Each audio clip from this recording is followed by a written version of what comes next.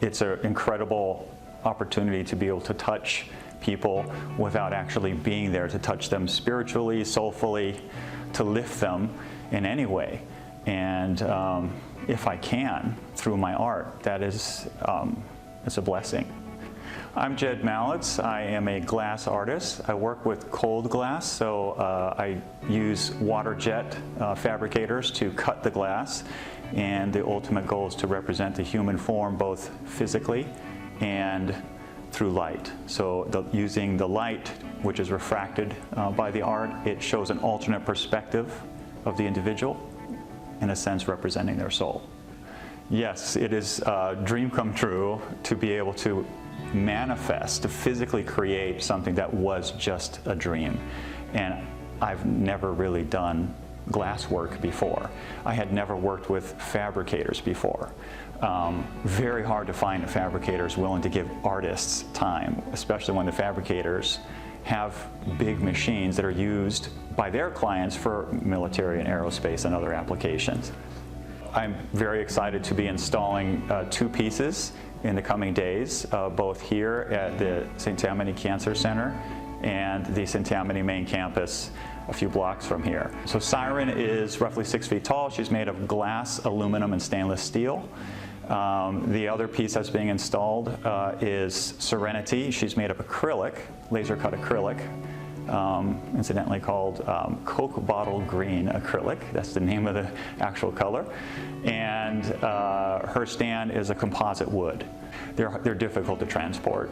And there's many pieces, so it's not moved as a single unit. It's moved as a crated set of components, and then the puzzle is basically assembled on site. What's kind of interesting about the pieces, they change a lot depending on the lighting. They're very light sensitive because half the sculpture is light, the other half is physical. So if you flood the sculpture with natural light, for example, you won't see the soulful aspect of the piece. You'll only see the physical aspect. But at night, it reverses. When there's controlled lighting and there's darkness all around, the soulful aspect shines like a beacon, and the physical aspect kind of pulls back a little bit. My art is actually very dependent on technology. I basically model the behavior of glass on the computer. I model how it refracts light. I model how it reflects light.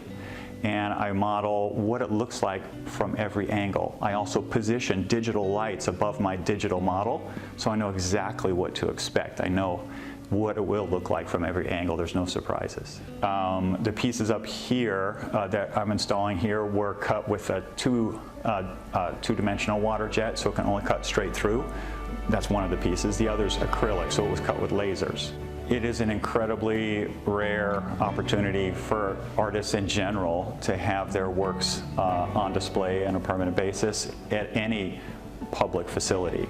And so I'm incredibly honored to have the representation by St. Tammany Cancer Center as well as the main campus to show my works, and I hope that together we can reach as many people as possible. If it gives a visitor a moment of solace, a moment of peace while they're here, then, I mean, goosebumps. That's the best possible outcome.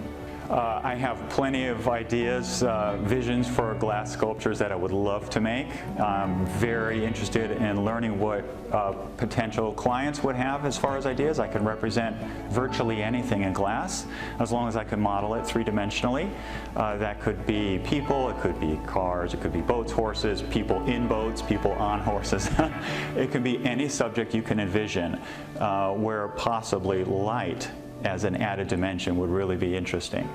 And if you'd like to find out more, there's a lot of ideas on my website at jedmalitz.com.